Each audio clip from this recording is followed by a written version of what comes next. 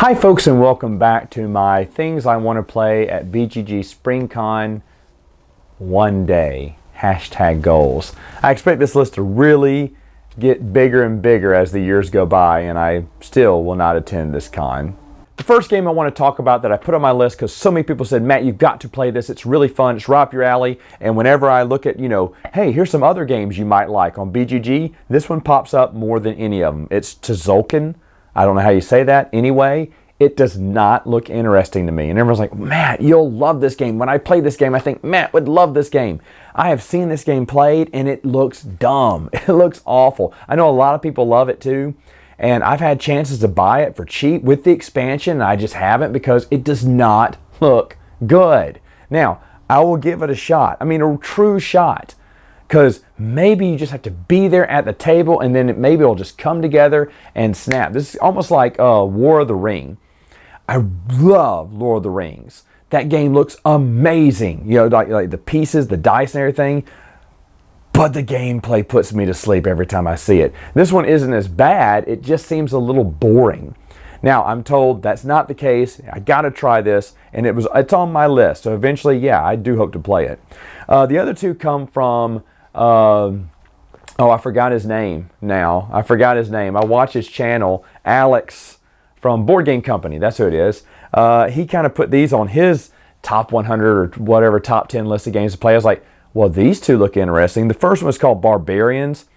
Holy cow. The minis alone look great. The artwork looks great, but this has got, I believe it's got some sort of rondelle too, which I love, and worker placement. I mean, there's a whole lot of things going on with this game. And I was like, ooh, it doesn't look too finicky, like maybe something I would enjoy. I don't have a barbarian game. I'd love to have that. I love that theme too. But I don't know how tricky it would be. It doesn't seem like it'd be that tricky. It does seem like it'd be a ton of fun to play, and I definitely wanted to play that one. Another one from his list was, I just wanted to play, I don't think I'd ever buy it, but Arena, the contest. To me, it just looks like a simple co-op action game where you're just fighting big monsters in a big arena, right? Or fighting multiple threats in an arena together as a team. You're trying to survive. It's basically Descent just boiled down to just battling it out. I like that idea. Again, the minis here look incredible. I probably wouldn't buy this. I don't think I would buy it. Maybe, I don't know. Maybe I would. Is it that much of a difference if you're just fighting the same person over again? I mean, maybe you're using different weapons, different spells or whatnot, and you're fighting different creatures too that have different abilities. So maybe that would make it more different. But I think it'd be, you play it a couple times, I think I'd be done with it, but I do want to play it just because it looks amazing. Another one that I added, these were all ones I added to my list just recently, was Vinyl. Vinyl is, I believe, sort of like set collection, where you're building your own record collection. Oh, I love that theme. And they've got tons of expansions with tons of more cards and errors of stuff you can collect. And to me, that seems cool. I'd love to play this game. I had a chance to buy a all-in package from someone, and I lost out on the bid at the last minute. But then I was thinking I shouldn't go that high on a game I've never played before. So after I lost that one, this is about a year or so ago, I was like, well, I'll keep it on my radar. I'll keep it on maybe BGG Spring, I'll play you and see if you're really worth it.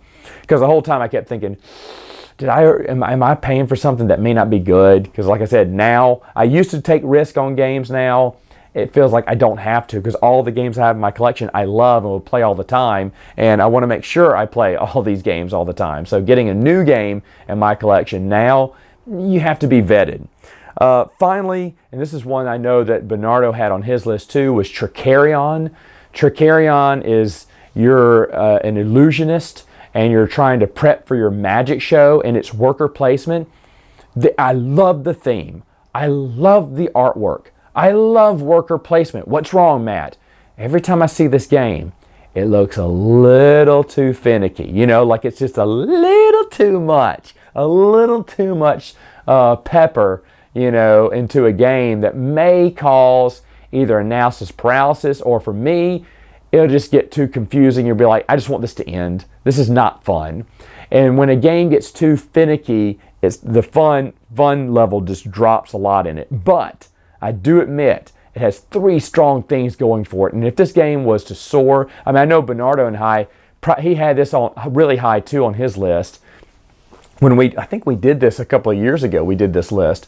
But this is one that remains on my list today. And I really want to play it because I just can't justify paying that much for a game that looks like it could be a little too smarter for its own good.